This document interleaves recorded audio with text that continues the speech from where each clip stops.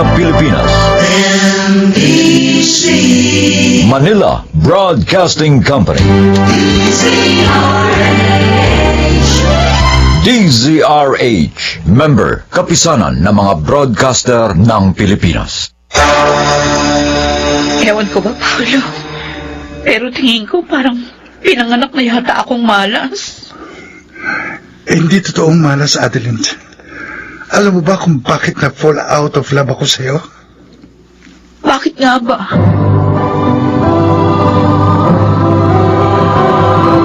Handog ng DZRH ang tula sa kanyang panahon. Marami sa mga Pinoy ang gustong umasenso sa buhay, ngunit hindi magawa dahil na rin sa limitadong kapasidad at kumpiyansa sa sarili. Mga kaibigan, pakinggan natin ang laging karanasan ni Adeline sa ating dulang sa kanyang panahon.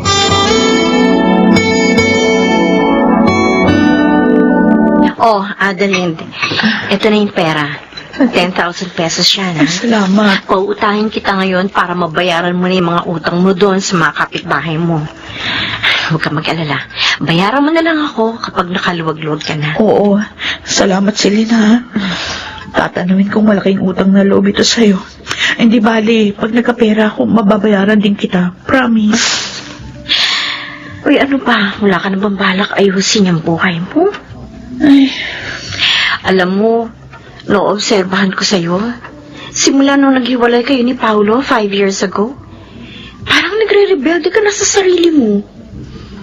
Unti-unting nawala yung Adeline na nakilala ko. Yung masipag, may ambisyon, yung matalino, at yung masiyahin. oo nga eh. Sa totoo lang, mula na maghiwalay kami, parang nawala na ako ng gana sa buhay. Bes, hindi naman ibig sabihin na kapag naghiwalay na kayo ng asawa mo, hihinto ng pag-ikot ng mundo mo. Kung tutuusin, dapat nga lalo kang magsumikap ng umasenso. Ipakita mo dun sa asawa mo na kaya mo mabuhay nang wala siya. Adeline, huwag mong hayaang masira ang buhay mo nang dahil lang sa galit ka sa pangiiwan sa'yo ng asawa mo. Alam mo, sa totoo lang, Bes, nabababawan talaga ako sa reason mo na si Paolo ang dahilan kaya ganyan na naging buhay mo. Sabay tayong lumaki at nakapag-asawa. Para na rin tayong magkapatid. Kaya concerned ako sa'yo. Gusto kitang tulungan baguhin yung buhay mo.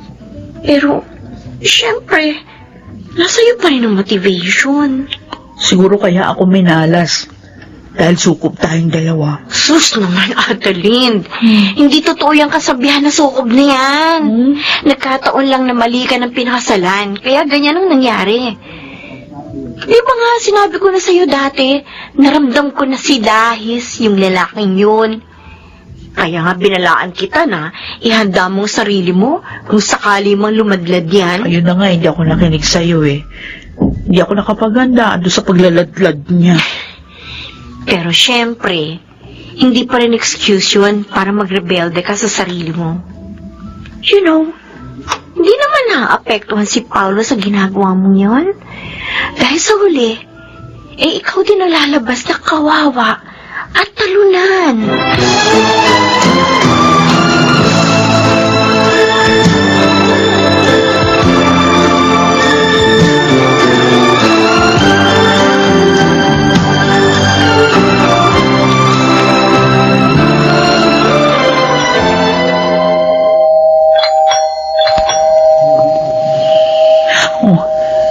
Sino naman kaya itong bisita ko?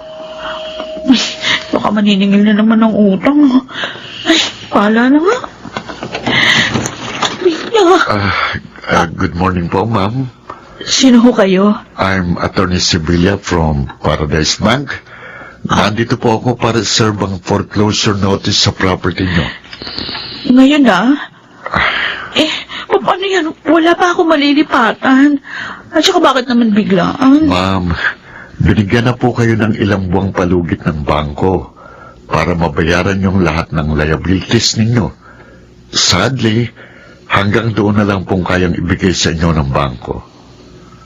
Again, I'm sorry, ma'am, pero kailangan nyo na pong lisanin ang bahay nyo ngayong week na ito.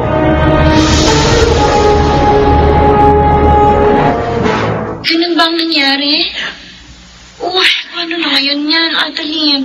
Saan ka natitira ngayon? Yun na nga, hindi ko alam. Patay na parents ko, tsaka wala naman silang naiwan na ari-arian sa akin. Bukod doon, only child lang naman ako, kaya wala akong malalapitan kaibigan. Mga kamag-anak mo. Hindi naman ako close sa mga kamag-anak ko Tsaka nasa probinsya sila. Celine, baka naman pwede mo ako matulungan. Gusto sana kitang patirahin sa bahay. Kaso, maliit lang ang condo unit namin ni Alex. Tapos 6 pa kami naroon. Kasama pa namin yung biyanan kong babae. Ay, ganun ba? Pasensya ka na, Adeline. Kung hindi kita matutulungan sa ngayon. Okay lang yun. Naintindihan naman kita Ay, tama ka. Siguro panahon na para baguhin kong buhay ko. Masyado ko nang napabayaan ang sarili ko dahil sa dinamdam ko masyado yung paghihiwalay namin mag-asawa. Kailangan ko mag-move on. Move forward.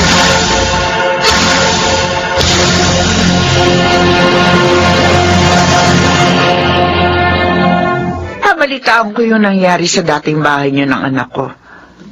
Na-foreclose na pala yun ng bangko. Opo. Saan ka ngayon nakatira? Umupa po ako ng isang maliit na kwarto. Gamit yung natira naming savings ni Paolo sa bangko. Kaso naubos na ko yun Ay, Nay. Kaya po pala ako nagsadya dito sa inyo para humingi ng konting tulong. Hala, sabihin mo. Ano ba maitutulong ko sa'yo? Hihiram sana ako ng maliit na halaga. Gagamitin ko sana sa paghanap ng trabaho. Wala na ho kasi kung pwedeng mahinga ng tulong kundi kayo lang. Ay, walang problema sa akin yun. Magkano ba ang kailangan mo? Kahit mga 5,000. Simula kasi nung naghiwalay kami ng anak niyo, maraming iniwan siya sa akin ng mga obligasyon. Talagang nahirapan ho ako talaga. Ay, ganun ba? Oo. Ay, teka, sandali. Diyan ka lang. Tingin mo ako.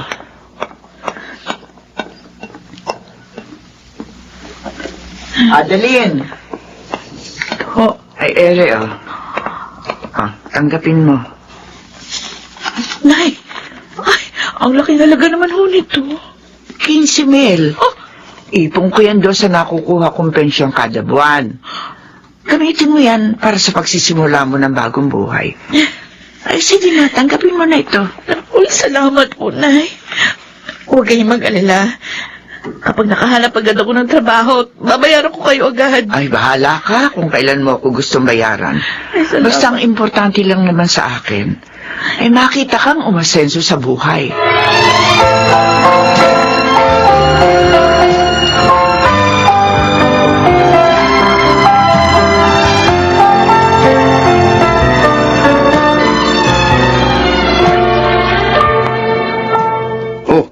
Ano na ang balita?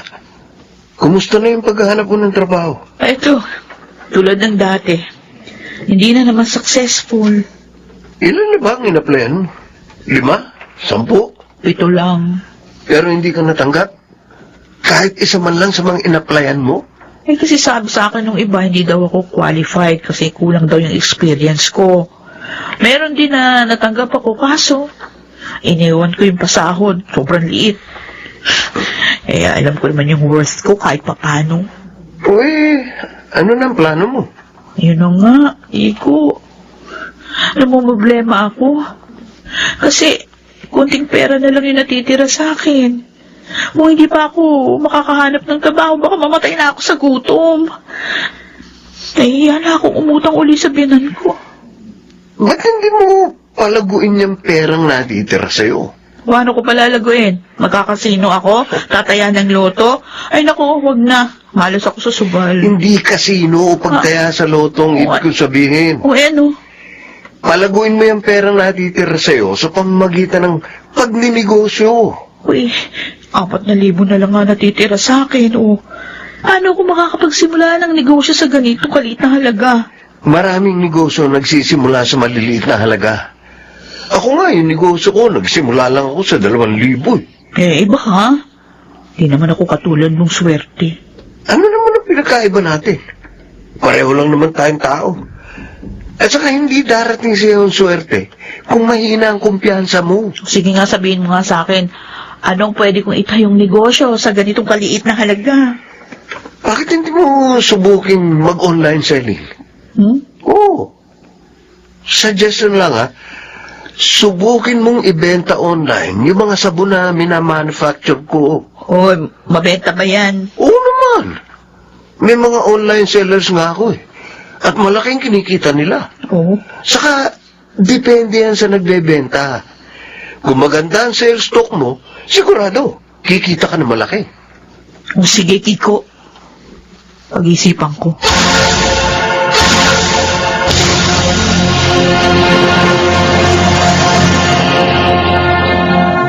Ay, ubus ng pera ko. Hindi ko naman alam kung saan ako kukuha ng panggastos. Natatakot naman akong sumugal dun sa online selling na suggestion ni Kiko dahil natatakot akong malugi. Dapat pala, sumugal na rin ako nung may pera pa ako.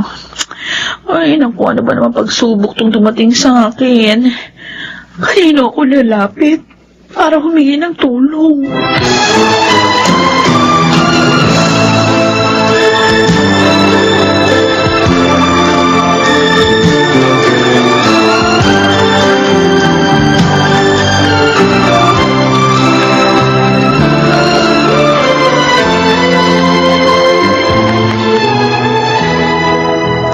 Pasensya ka na sa akin, Paolo, ako naabala kita. Pero talaga wala akong mahinga ng tulong bukod sa'yo. Kung umaasa ka sa akin ng pera, I'm sorry, Adeline. Pero wala akong maibibigay sa'yo. Malaki din ang gastos ko. Nabumoblema din kami ni Seth sa pera. Ganon. Alam ko, sari-saring pagsubok ang dumating sa buhay mo. Simula na maghiwalay tayo. And I'm sorry kung hindi kita matulungan. Kahit na may obligasyon ako sa'yo bilang asawa mo. Ay. Pero matanong ko lang, wala ka na balak ayusin ang buhay mo? I mean, kasi nabalitaan ko kung kani-kanino ka na lang nakikitira. Tapos, ang tagal mo nang walang trabaho. Then you told me na baon ka na sa utang. Ewan mo ba? Tingin ko parang pinanganak yata akong malas. Hindi totoong malas, Adeline. Alam mo ba kung bakit na-fall out of love ako sa'yo? Bakit? Wala kang kumpiyansa sa sarili. Masyado kang pessimistic. Tingin mo sa buhay parang wala nang pag-asa. Hindi ka matanggap sa mga trabahong in-applyan mo dahil sobra-sobra ang expectations mo. Pero kinulang ka naman sa kumpiyansa. Hindi mo patunayan sa kanila kung anong talagang worth mo. Huwag ka magagalit sa akin, pero palagi ka nalang umaasa sa iba. Kaya nga isang araw na-realize ko na you're not the one for me. Kasi, risk taker. At positive ako. Hindi katulad mo. Sinusubukan ko naman lakasan ang kumpiyansa ko. Tsaka hanggat maaari, alam mo, ayokong umasa sa iba. Adeline, handa kitang tulungan kung ipapangako mo sa akin na dadagdagan mo ang iyong eagerness to succeed.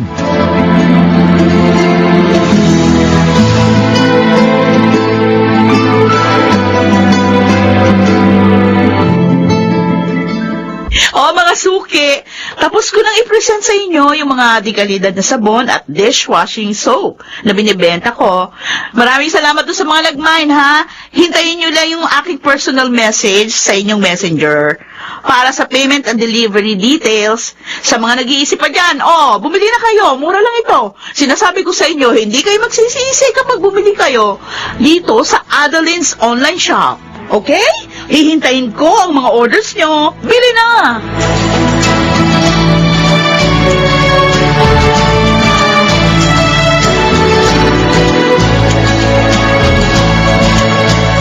Wow, Adeline! Mukhang asenso na tayo ngayon, ha? Nilibre mo pa talaga ako dito sa mamahaling restaurant. Ano? Sobrang laki na ba ng kita natin ngayon? Ano ko, in fairness, magandang takbo ng online selling ko. Okay, may mga araw din na hindi mabili, pero meron ding araw na mabili. Pero ayos lang. Ang mahalaga, hindi na ako dependent kahit kanino. Nabayaran ko na rin yung mga utang ko sa iyo, ha? Kay Kiko at doon sa mama ni Paolo. Uy, mabuti naman kung ganun. Happy ako para sa'yo. Alam mo, sa totoo lang, akala ko hindi ko na mararanasan yung ganito kaginawang pamumuhay.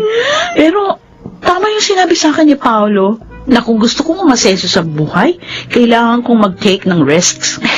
In fairness dyan sa asawa mo, ha, may nagawa ring tama sa'yo. I'm so happy sa naging outcome na pag-take ko ng risk. I know na hindi naman lagi suswertihin ako.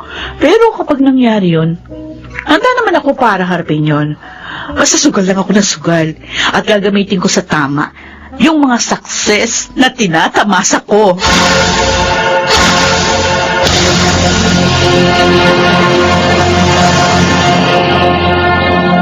Hindi masama na sumugal ka para sa iyong tagumpay.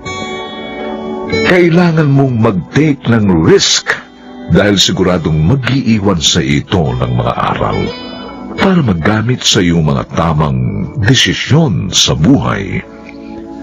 Tandaan natin na lahat ng bagay pinaghihirapan.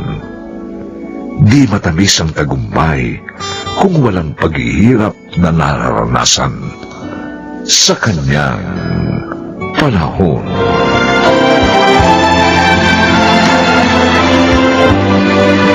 Mga nagsiganap: Rosana Villegas, Bobby Cruz, Lionel Benjamin, Chiquit del Carmen Amor, Susan Robles, at Phil Cruz. Special Sound Effects, Jerry Mutia. Technical Supervision, Eric Lucero at Bong Muyar. Musical Scoring, Buboy Salonga. Ang kasaysayang ito'y mula sa panulat ni Krishna Senga at sa pinagsamang direksyon ng inyong lingkod June Martin de Gaspi at Bobby Cruz sa kanyang panahon.